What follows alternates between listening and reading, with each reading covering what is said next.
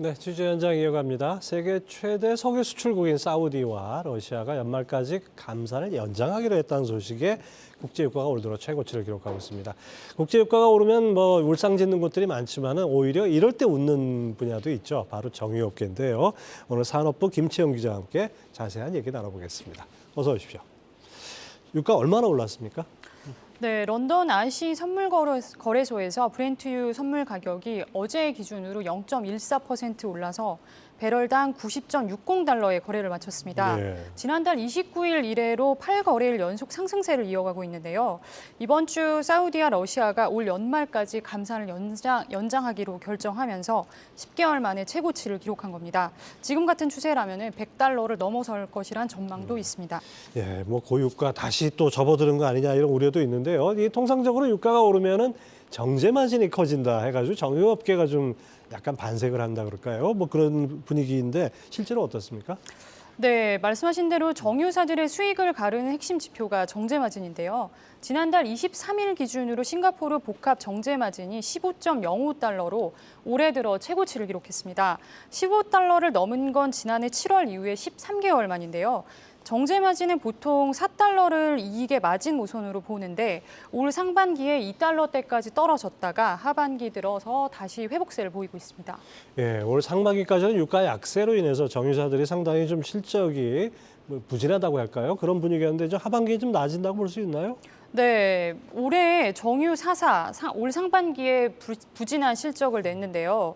상반기 영업이익을 종합해 보면 약 1조 4천억 원이었습니다. 지난해 상반기에는 12조 원이었는데 무려 11조 원 가까이 빠진 거죠. 네. 지난해에는 우크라이나 전쟁 영향으로 인해서 고유가와 정제마진 강세로 사상 최대 이익을 냈는데 올해는 경기 회복세가 좀 더뎠고 유가도 약세다 보니 이익이 크게 줄어든 겁니다. 2분기로만 보면 적자 전환한 곳도 있었는데요. SK이노베이션은 2분기에 1,000억 원의 적자를 냈고 GS칼텍스도 200억 원의 손실을 냈습니다. 그런데 하반기에는 다시 흑자 전환할 것이란 전망이 많습니다. 정제마진이 오르고 있고 또 앞으로 겨울이 다가오면서 난방 등의 영향으로 석화 제품 수요가 크게 늘어날 것으로 예상되기 때문입니다.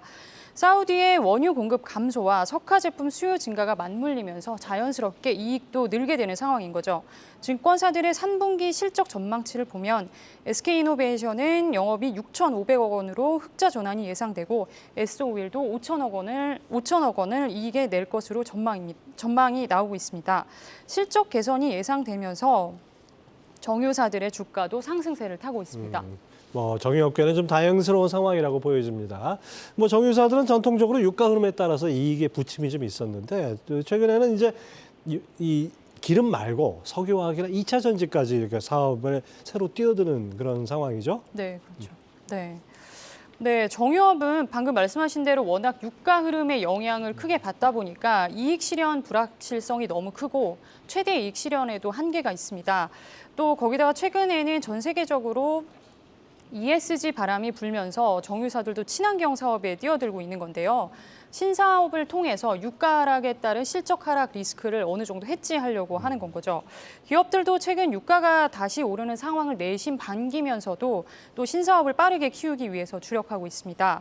기업마다 신사업은 좀 조금씩 다른데요. 공통적으로 유럽에서 2년 후부터 바이오 항공유 사용을 의무화하면서 정유 4사 모두 이 사업에 뛰어들었고요. 예. 또 이와는 별개로 2차 전지, 석유화학, 또 주유소를 활용한 물류 사업 등 다양한 사업을 하고 있습니다.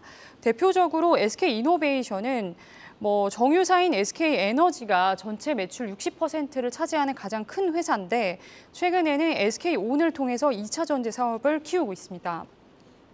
GS칼텍스는 무려 3조 원을 들여서 올레핀을 생산하는 석유화학 사업에 진출했는데요.